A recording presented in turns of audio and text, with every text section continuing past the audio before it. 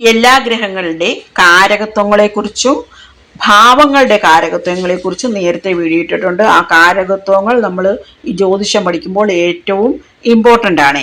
അപ്പോൾ ഇതിൽ നമ്മൾ ചന്ദ്രനെ കുറിച്ചല്ലേ പറയുന്നത്. അപ്പോൾ സൗരയൂഥത്തെ നമ്മളൊരു രാജ്യസഭയായിട്ടാണ് കമ്പയർ ചെയ്യാറ് പഠിക്കാൻ എളുപ്പത്തിന്. അതിൽ രാജാവ് എന്ന് പറയുന്നത് സൂര്യനാണെങ്കിൽ രാജ്ഞി ചന്ദ്രനാണ്. ചിലർ പറയാറില്ലേ രാത്രിയിൽ പ്രകാശം തരുന്ന ചന്ദ്രനല്ലേ കൂടുതൽ നല്ലതെന്ന്.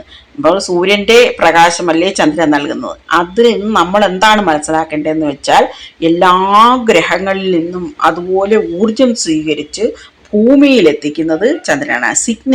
സിഗ്നലുകൾ സ്വീകരിച്ച് ഭൂമിയിൽ എത്തിരിക്കുന്നത് ചന്ദ്രനാണ്. ചന്ദ്രനെ ഒരു സാറ്റലൈറ്റ് എന്നാണ് പറയുന്നത്. സാറ്റലൈറ്റുകൾ നമ്മൾ സാധാരണ എന്തിനാണ് ഉപയോഗിക്കുന്നത്? ഈ സിഗ്നലുകൾ സ്വീകരിച്ച് നമ്മളിലോട്ട് എത്തിക്കാനാണ്. ഇപ്പോൾ ഇത് പറയുന്നത് പോലും ഈ സിഗ്നലുകൾ നിങ്ങളിൽ എത്തണമെങ്കിൽ സാറ്റലൈറ്റുകളാണ് ഉപയോഗിക്കുന്നത്. അതുപോലെ തന്നെയാണ് ചന്ദ്രനും.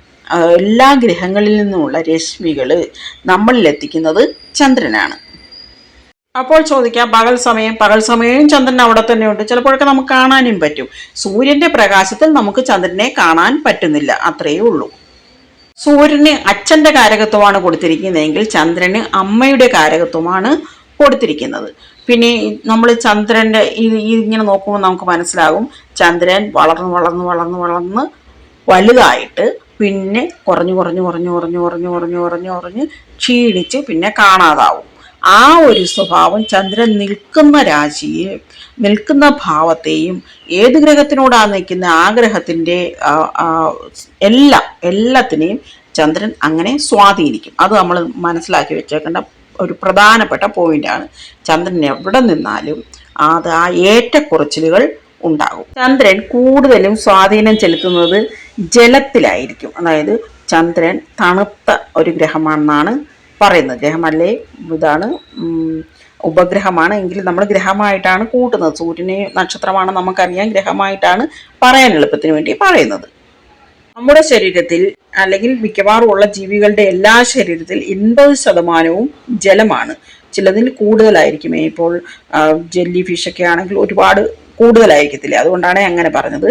അപ്പോൾ നമ്മുടെ ജീവിതത്തിൽ ചന്ദ്രന്റെ സ്വാധീനം വളരെയധികം കൂടുതലാണ്. ചന്ദ്രന്റെ ഈ വളർച്ചയും ക്ഷീണവും എല്ലാം നമ്മളെയും ബാധിക്കും. അതായത് ഇപ്പോൾ ഈ ചന്ദ്രന് ഇങ്ങനെ പാപഗ്രഹങ്ങളുമായിട്ടൊക്കെ നിൽക്കുന്ന ജാതകമുള്ളവരില്ലേ, അവർക്ക് ഈ അമാവാസി പൗർണമിയൊക്കെ വരുമ്പോൾ അവരുടെ മാനസിക നിലയിലും ആ വ്യത്യാസങ്ങൾ വരും.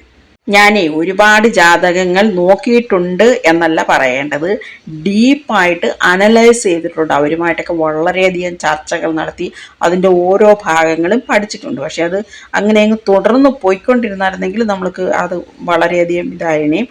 പക്ഷെ ഇടയ്ക്ക് വെച്ച് നിർത്തിയിട്ട് മുണ്ടയിലോട്ട് തിരിഞ്ഞുകൊണ്ടാണ് ഈ പ്രശ്നം പറഞ്ഞത്. നമ്മൾ ഈ ശാസ്ത്രം പഠിക്കുമ്പോൾ നമ്മൾ കണ്ടിന്യൂസ് ആയിട്ട് ഇങ്ങനെ റിവേഴ്സ് ചെയ്തുകൊണ്ടേയിരിക്കണം. ആ റിവേഴ്സ് ചെയ്തില്ലെങ്കിൽ അല്ലെങ്കിൽ നമുക്ക് അറിയാവുന്ന ആ നോളജ് എവിടെയെങ്കിലും ഇങ്ങനെ അപ്ലൈ ചെയ്തുകൊണ്ടിരുന്നില്ലെങ്കിൽ നമ്മുടെ കൈവിട്ടു പോകും ഈ ശാസ്ത്രമേ. ശ്രദ്ധിച്ചാൽ മനസ്സിലാകും, ഒരുപാട് മഹാന്മാർ വളരെയധികം കഷ്ടപ്പെട്ടിട്ടും അവർക്ക് അവസാനം ഇത് തെറ്റാണെന്നുള്ള ഒരു നിഗമനത്തിൽ എത്തേണ്ട ഒരു ഗതികേടാണ് വന്നിട്ടുള്ളത്. വിവേകാനന്ദ സ്വാമി ആയാലും ശ്രീനാരായണ ഗുരുവായാലും അങ്ങനെ വളരെയധികം മഹാന്മാർ പോലും പരാജയപ്പെട്ടിട്ടുണ്ട്. അത് എന്താണെന്ന് വെച്ചാൽ അവരുടെ ആ ഗ്രഹസ്ഥിതികളും കൂടെ അനുകൂലമായെങ്കിലേ ഇത് പഠിക്കാൻ പറ്റുകയുള്ളൂ. ചിലർക്ക് ചില സബ്ജക്റ്റ് പഠിക്കുന്നതിലായിരിക്കും കൂടുതൽ ടാലൻ്റ് ഉള്ളത്. ഇപ്പോൾ നല്ല ഇംഗ്ലീഷ് കൈകാര്യം ചെയ്യുന്നവർക്ക് ഹിന്ദി ചിലപ്പോൾ വശമായിരിക്കത്തില്ല. അല്ലെങ്കിൽ നല്ല ഹിന്ദി കൈകാര്യം ചെയ്യുന്നവർക്ക് ചിലപ്പോൾ മലയാളം അല്ലെങ്കിൽ കണക്ക് വശമായിരിക്കത്തില്ല. കണക്കിൽ വളരെയധികം എക്സ്പേർട്ടായിട്ടുള്ള പലരെയും എനിക്കറിയാം. അവർക്ക് ഇംഗ്ലീഷ് സംസാരിക്കാൻ വളരെയധികം പ്രയാസമായിരിക്കും. അങ്ങനെ ഓരോരുത്തർക്കും ഓരോ ബയോളജി അറിയാവുന്നവർക്ക് ഫിസിക്സ് അറിയത്തില്ലായിരിക്കും, അല്ലെങ്കിൽ ഫിസിക്സ് അറിയാവുന്നവർക്ക് വേറെ, അങ്ങനെയല്ലേ. അത് പലർക്ക് പല സബ്ജക്റ്റിലായിരിക്കും അറിവുണ്ടാകുക. നമ്മൾക്കറിവില്ലെന്നും പറഞ്ഞ് നമുക്കറിവില്ലാത്ത കാര്യങ്ങളെല്ലാം തെറ്റാണെന്ന് പറയുന്നിടത്താണ് നമ്മുടെ അറിവില്ലായ്മ ഏറ്റവും കൂടുതൽ. ആ ഇരുട്ടിലാണ് നമ്മൾ ജീവിക്കുന്നത്. അപ്പോൾ പലരും ഇവരൊക്കെ ഇങ്ങനെ ജ്യോതിഷത്തിനെതിരായിട്ട് പറഞ്ഞിട്ടുണ്ട് എന്ന് ഇങ്ങനെ ഓരോന്നും ഇങ്ങനെ സോഷ്യൽ മീഡിയയിൽ പ്രചരിക്കുന്നത് കൊണ്ട് പറഞ്ഞു പോയതാണ്. അല്ലാതെ നമ്മൾ അവർക്കൊന്നും എതിരൊന്നും അല്ല. വിവേകാനന്ദ സ്വാമി ആയാലും ശ്രീനാരായണ ഗുരുദേവനായാലും ഒക്കെ വളരെ മഹാരഥന്മാരായിരുന്നു, അതിന് യാതൊരു സംശയവുമില്ല. നമ്മുടെ സ്ഥാനം വളരെയധികം താഴെയാണെന്ന് നമ്മൾക്ക് നല്ല ബോധ്യത്തോടു കൂടി തന്നെയാണ് സംസാരിക്കുന്നതും. പക്ഷെ ഒരുപാട് ജാതകങ്ങൾ നോക്കിയിട്ടുള്ളത് കൊണ്ട് ഒരിക്കലും ഈ ശാസ്ത്രം അത് തെറ്റാണെന്ന് പറയുന്നത് അംഗീകരിച്ചു കൊടുക്കാൻ പറ്റത്തില്ല. ആര് പറഞ്ഞാലും അത് അവർ വിഡ്ഢികളാണെന്നേ പറയാൻ പറ്റത്തുള്ളൂ, അംഗീകരിച്ചു കൊടുക്കാൻ പറ്റത്തേയില്ല. കാരണം നമ്മൾ ചില സമയത്തൊക്കെ നമ്മൾ കണ്ടിട്ട് പോലും ഇല്ലാത്ത മനുഷ്യർ, ഞാൻ ആരാണെന്ന് പലർക്കും അറിയത്തില്ല. സോഷ്യൽ മീഡിയയിലൊക്കെ ഇപ്പോൾ ഫേസ്ബുക്കിലായാലും അറിയത്തില്ല അവരാരാന്ന് എനിക്കും അറിയത്തില്ല. പക്ഷെ അവരുടെ ആ ജീവിതത്തിലെ ഓരോ ഘട്ടങ്ങൾ പോലും വിവരിച്ച സന്ദർഭങ്ങളുണ്ട്. അതുകൊണ്ട് ഇതൊരിക്കലും അങ്ങ് അമേരിക്കയിലൊക്കെ ഇരിക്കുന്നവരായാലും ചൈനയിൽ ഇരിക്കുന്നവരായാലും അവരെയൊക്കെ കമൻറ്റുകളിൽ കൂടി എല്ലാവർക്കും കാണത്തക്ക രീതിയിൽ അവരുടെ ജീവിതത്തിൽ നടന്ന സംഭവങ്ങൾ വിവരിച്ചിട്ടുണ്ട്. അപ്പോൾ അങ്ങനെ നമുക്ക് പറയാൻ കഴിയുമ്പോൾ എങ്ങനെയാണ് ഈ ശാസ്ത്രം തെറ്റാണെന്ന് നമുക്ക് പറയാൻ പറ്റുക? മനക്കാരകനാണ് ചന്ദ്രൻ. അപ്പോൾ ആ ചന്ദ്രൻ നമ്മൾക്ക് അത്രയും അനുകൂലമായിട്ട് നിന്നെങ്കിലേ നമ്മുടെ മനസ്സിന് ഇതെല്ലാം മനസ്സിലാക്കാനുള്ള ശക്തി കിട്ടുകയും. ദേവാദിദേവനാണ് മഹാദേവൻ. മഹാദേവന്റെ മൗലിയിലാണ് ഈ ചന്ദ്രകല ഇരിക്കുന്നത്. അത് വളരെ വളരെ നമ്മൾ ശ്രദ്ധിക്കേണ്ട ഒരു കാര്യമാണ്. അദ്ദേഹത്തിൻ്റെ അനുഗ്രഹം ഇല്ലാതെ നമുക്ക് ഈ ശാസ്ത്രം സ്വായത്തമാക്കാൻ വളരെ പ്രയാസമാണ്. ചന്ദ്രൻ ഇടവൻ രാശിയിൽ ഉച്ചത്തിലാണ്, വൃശ്ചികൻ രാശിയിൽ നീചത്തിലാണ്, സ്വക്ഷേത്രം എന്ന് പറയുന്നത് കർക്കിടകൻ രാശിയല്ലേ. അപ്പോൾ ഈ രാശിക്കാർക്കെല്ലാം നമ്മളിൽ നിന്ന് വ്യത്യാസമായിട്ട് ചില സ്വഭാവവിശേഷങ്ങളൊക്കെ കാണും. ഇപ്പോൾ എൻ്റെ ജാതകത്തിലാണെങ്കിൽ ചന്ദ്രനോടൊപ്പം വേറെ 2 ഗ്രഹങ്ങളും കൂടെ ഉണ്ട്, അവളോട്ട് ഗുരുദൃഷ്ടിയുണ്ട്. അപ്പോൾ ഇങ്ങനെയൊക്കെ ആവുമ്പോഴെന്ത് പറ്റും? വ്യത്യാസം വരും. നമ്മുടെ ചന്ദ്രൻ വേറെ ഒരു ഗ്രഹമായിട്ടായിരിക്കും വർത്തിക്കുക.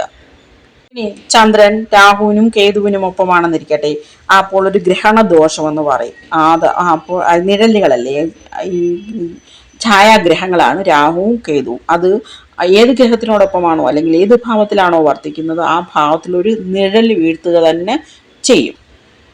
മനുഷ്യരിൽ സ്ത്രീകളിലാണ് ചന്ദ്രൻ കൂടുതൽ സ്വാധീനം ചെലുത്തുക. അത് നമ്മൾ ഓർത്തു വെച്ചിരിക്കണം. അതായത് സ്ത്രീകളുടെ ശാരീരികമായിട്ടും ഹോർമോൺ സംബന്ധമായിട്ടുമുള്ള എല്ലാ പ്രവർത്തനങ്ങളെയും നിയന്ത്രിക്കുന്നത് ഒരു വലിയ പങ്ക് ചന്ദ്രനുണ്ടേ.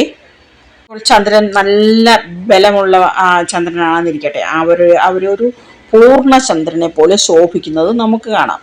അല്ലാതെ ചന്ദ്രനെ എന്തെങ്കിലുമൊക്കെ ഒരു അഫ്ലിക്ഷൻ, അതായത് പാപബന്ധം ഉണ്ടെന്നിരിക്കട്ടെ, ഏതെങ്കിലും പാപഗ്രഹങ്ങൾ ചന്ദ്രനോടൊപ്പം നിൽക്കുന്നു എന്നിരിക്കട്ടെ, അവരുടെ മുഖത്ത് നമുക്ക് എന്തെങ്കിലുമൊക്കെ തരത്തിലുള്ള പാടുകളൊക്കെ കാണാൻ പറ്റും. അപ്പോൾ തിളങ്ങുന്ന മുഖമാണെങ്കിൽ ഈ ചന്ദ്രന് ബലം കൂടുതലാണെന്ന് നമുക്ക് അനുമാനിക്കാം. അതേസമയം ഇങ്ങനെ മുഖത്ത് പലതരത്തിലുള്ള ഈ അടയാളങ്ങളൊക്കെ കാണുകയാണെങ്കിൽ അവർക്ക് ചന്ദ്രൻ്റെ സ്വാധീനം കുറച്ച് കുറവാണെന്ന് നമ്മൾ മനസ്സിലാക്കണം.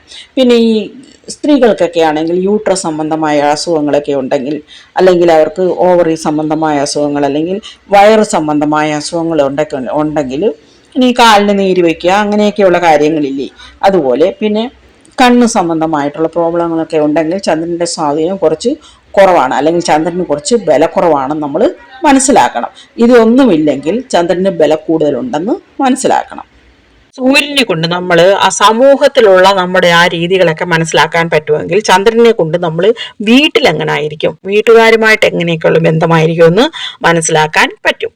ചന്ദ്രന് വലിയ പാപബന്ധമൊക്കെ ഉണ്ടെങ്കിൽ എന്ത് പറ്റുമെന്ന് വെച്ചാൽ ഈ മാനസികമായിട്ടുള്ള വളരെയധികം പ്രയാസങ്ങളൊക്കെ വരാം, പലതരത്തിലുള്ള അസുഖങ്ങൾ വരാം. അതിനെക്കുറിച്ച് നമ്മൾ മെഡിക്കൽ അസ്ട്രോളജിയിൽ വീഡിയോയിലിടുമ്പോൾ പറയുന്നതായിരിക്കും. ഇപ്പോൾ നമ്മൾ ബലമുള്ള ചന്ദ്രനെ എങ്ങനെ മനസ്സിലാക്കാമെന്ന് വെച്ചാൽ, ഇപ്പം നമ്മുടെ അമ്മമാരുമായിട്ടൊക്കെ നമുക്ക് നല്ല കണക്ഷൻ, നല്ല സ്നേഹബന്ധമുണ്ട്, നമ്മുടെ അമ്മമാർക്ക് സമൂഹത്തിൽ നല്ലൊരു സ്ഥാനമുണ്ട്, അവർക്ക് ജീവിതം നല്ലതാണ് എന്നെങ്കിൽ നമുക്ക് മനസ്സിലാക്കാം ചന്ദ്രന് ബലമുണ്ടെന്ന്.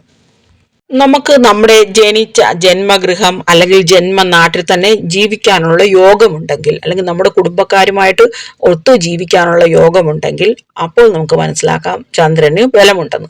പലരും ചോദിക്കും, പിന്നെ ആണെങ്കിൽ വിദേശത്ത് പോകാനുള്ള യോഗമുണ്ടോ? അതൊരു വലിയ ദോഷമാണ്. വിദേശത്തൊക്കെ പോകുക എന്ന് പറഞ്ഞാൽ അത് വലിയ ദോഷമാണ്. കാരണം നമ്മുടെ ജാതകത്തിൽ അങ്ങനെ എന്തെങ്കിലുമൊക്കെ ദോഷങ്ങൾ ഉള്ളപ്പോഴാണ് നമ്മൾ വീട് വിട്ടു പോകേണ്ടി വരിക. അന്യ സംസ്ഥാനങ്ങളിലായാലും അന്യരാജ്യങ്ങളിലായാലും അന്യനാടുകളിൽ, വളരെ ദൂരെയുള്ള നാടുകളിലായാലും ഒക്കെ ജീവിക്കേണ്ടി വരിക. നല്ല ബലമുള്ള ചന്ദ്രനാണെങ്കിൽ നല്ല ദൃഢമായിട്ടുള്ളൊരു മനസ്സായിരിക്കും. ഏത് പ്രതിസന്ധിയെയും തരണം ചെയ്യാനുള്ള വലിയൊരു കഴിവ് നമുക്ക് കാണും. അതേസമയം ബലമില്ലെങ്കിൽ വളരെയധികം സെൻസിറ്റീവായി പോകും. നമ്മൾ ചെറിയ ചെറിയ കാര്യങ്ങൾക്ക് പോലും നമ്മൾ ഓവർ റിയാക്ട് ചെയ്യും. അങ്ങനെയൊക്കെയുള്ളപ്പോൾ നമ്മുടെ ചന്ദ്രന് ബലക്കുറവുണ്ടാകും നമ്മൾ മനസ്സിലാക്കണം. ഇപ്പോൾ നമ്മളെ സ്വാധീനിക്കുന്നത് പോലെ ചന്ദ്രൻ ഭൂമിയെയും സ്വാധീനിക്കുന്നുണ്ട്. അപ്പോൾ ഈ അമാവാസി പൗർണിമയൊക്കെ വരുമ്പോൾ വേലിയേറ്റം വേലിയിറക്കങ്ങളും ഭൂമിക്ക് വളരെയധികം അസ്വസ്ഥതകളും അനുഭവപ്പെടുന്നതായിട്ട് നമുക്ക് തന്നെ മനസ്സിലാക്കാൻ പറ്റും. ശ്രദ്ധിച്ചാൽ മതി, നമുക്ക് മനസ്സിലാവും. അതുപോലെ ഭൂമിയിലുള്ള ഓരോ ജീവജാലങ്ങളെയും ഈ മാറ്റങ്ങൾ സ്വാധീനിക്കുക തന്നെ ചെയ്യും. ഇത് മനസ്സിലാക്കാൻ നമ്മൾ കണ്ണു തുറന്നു ചുറ്റും നോക്കിയാൽ മാത്രം മതി. ഒന്നും കാണാതെ ഈ പറയുന്ന എല്ലാം തെറ്റാണെന്ന് വിളിച്ചു പറയുന്നവർക്ക് അവർ അത് പറയത്തില്ലേ, ഉറക്കം നടിക്കുന്നവരെ ഉണർത്താൻ പാടാണ്, ഉറങ്ങുന്നവരെ ഉണർത്താം. അതുപോലെയാണ് ഇവരുടെ കാര്യവും.